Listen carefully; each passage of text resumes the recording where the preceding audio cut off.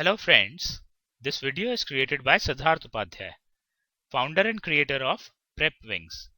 Log on to www.prepwings.com for complete free course videos. Okay, in this video, we'll talk about assumption-based questions.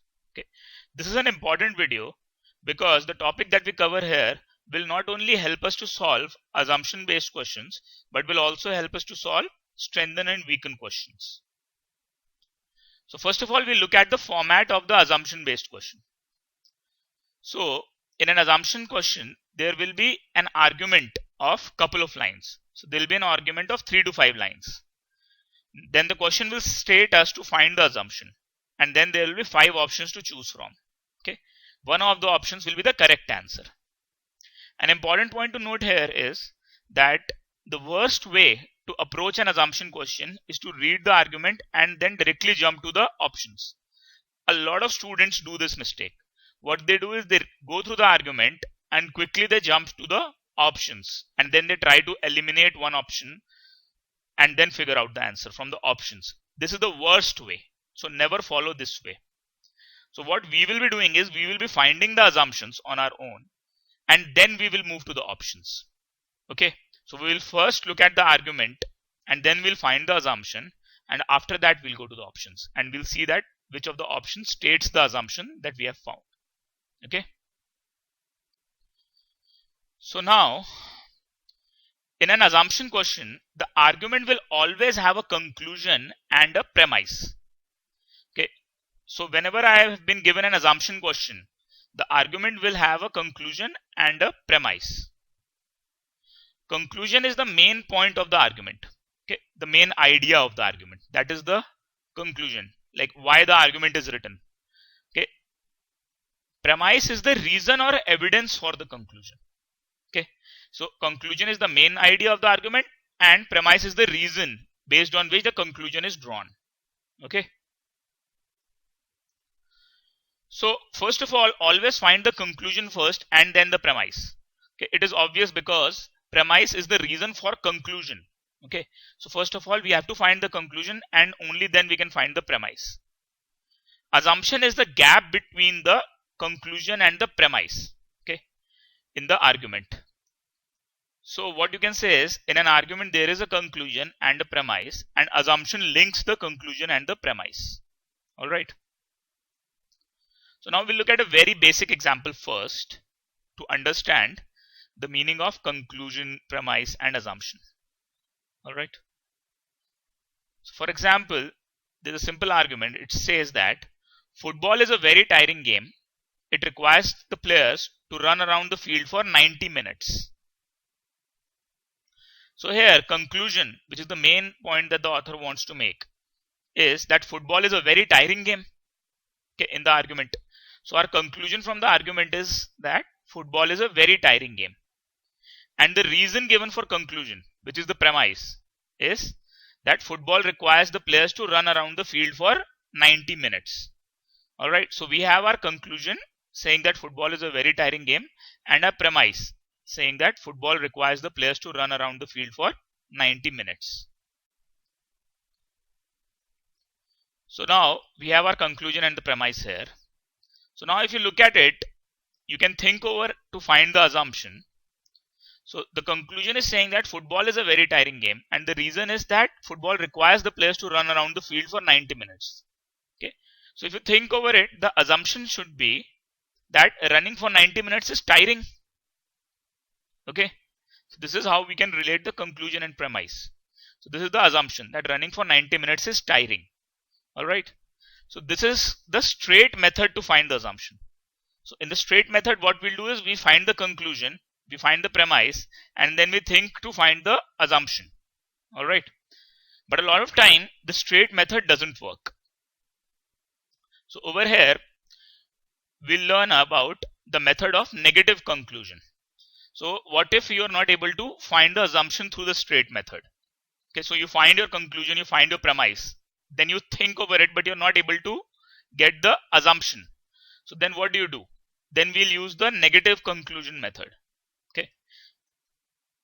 So now suppose in the previous problem we are not able to find the assumption by straight method. So we'll use the negative conclusion method and we'll look at how it works here. So now this was the argument given to us and these were the conclusion and the premise that we found. Now suppose we are not able to think the assumptions, like what the assumption is here. We're not able to think what the assumption is. So what we'll do is first we'll write the negative conclusion. The negative conclusion is inverse of conclusion. So the conclusion says that football is a very tiring game. So the negative conclusion will be that football is not a tiring game. Opposite of conclusion. Now you have to ask yourself a question in the form premise but still negative conclusion. Why? Okay. You have to think the answer to this why. The answer to this why is negative assumption. Alright. And inverse of negative assumption gives the assumption. Okay. So this method might look a bit tedious right now. Okay. Or might look a bit complicated right now. But it is not that complicated. Okay. Once you practice through this method, then this will be very easy to implement. Okay. So now we'll look at how this method is applied over here. So now the conclusion and the premise and the negative conclusion, all the three things are written here. Now what we'll do is we'll ask a question in the format premise but still negative conclusion why. Okay. So now what that becomes is football requires the players to run around the field for 90 minutes, but still football is not a tiring game. Why? Like, how is this possible? Okay.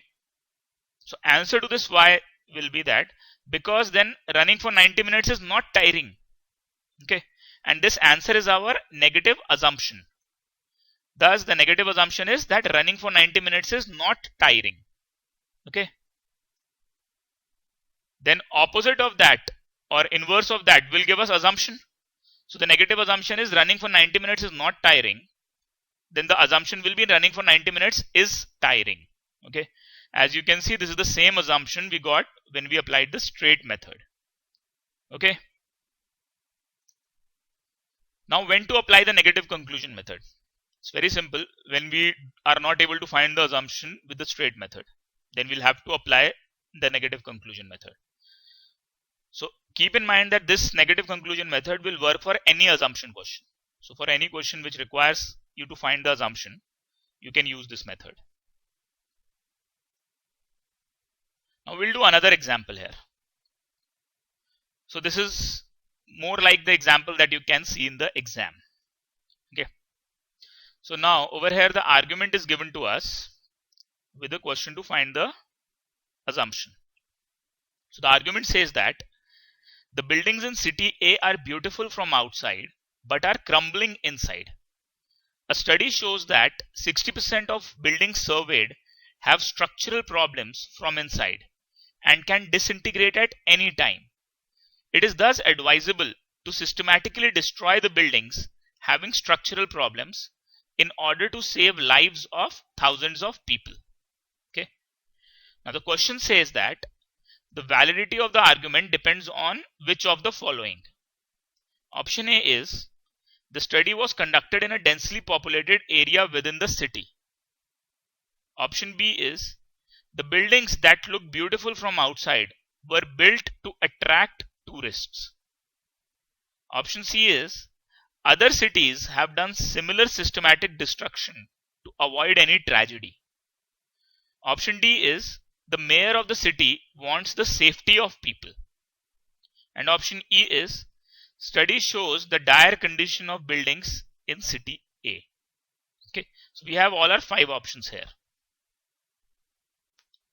Now what we'll do is first we'll find the conclusion and the premise. So now if you look at it, the conclusion for this argument is that it is advisable to systematically destroy the building having structural problems in order to save lives of thousands of people. Okay. Now the premise is the reason for the conclusion is the study. Okay. So the study says that 60% of the buildings surveyed have structural problems from inside and can disintegrate at any time. All right. So we have our conclusion and the premise here. Now what we'll do is we'll use the negative conclusion method. So negative conclusion is opposite of conclusion. So we'll write the negative conclusion. The negative conclusion will say that it is not advisable to systematically destroy the buildings having structural problems in order to save lives of thousands of people. Okay. So now we have our conclusion, the premise, and the negative conclusion. I'm going to read the conclusion, premise, and negative conclusion again here. So conclusion is that it is advisable to systematically destroy the buildings having structural problems in order to save lives of thousands of people. The premise says that a study shows that 60% of the buildings surveyed have structural problems from inside and can disintegrate at any time. And the negative conclusion, which is opposite of conclusion, says that it is not advisable to systematically destroy the buildings having structural problems in order to save lives of thousands of people. Okay. Now we'll ask a question in the form premise but still negative conclusion. Why? Okay. And if you remember, the answer to this why will be negative assumption, and inverse of negative assumption will give us the assumption. Okay. So now if we ask the question to us in this format, premise but still negative conclusion, why? So the question will be then, a study shows that 60% of the buildings surveyed have structural problems from inside and can disintegrate at any time.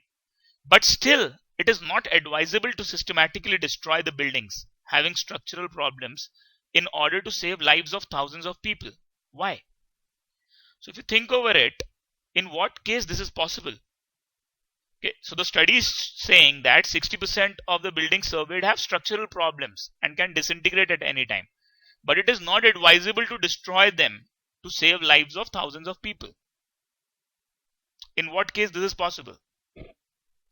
So if you think over it, this is possible in the case if the survey was conducted in an area where very few people live. Okay, only then it is possible. Because if very few people are living, then it is not advisable to destroy the building to save lives of thousands of people, because there are not thousands of people here then. Okay, so even if the buildings can crumble and can go down, there will be no person living there then. Okay, and this is our negative assumption, the answer to this why. Okay, so our negative assumption is that the survey was conducted in an area where very few people live.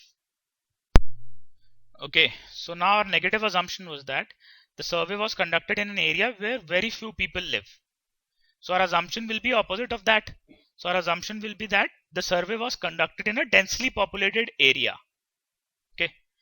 Now looking at the options, option A says that the study was conducted in a densely populated area within the city.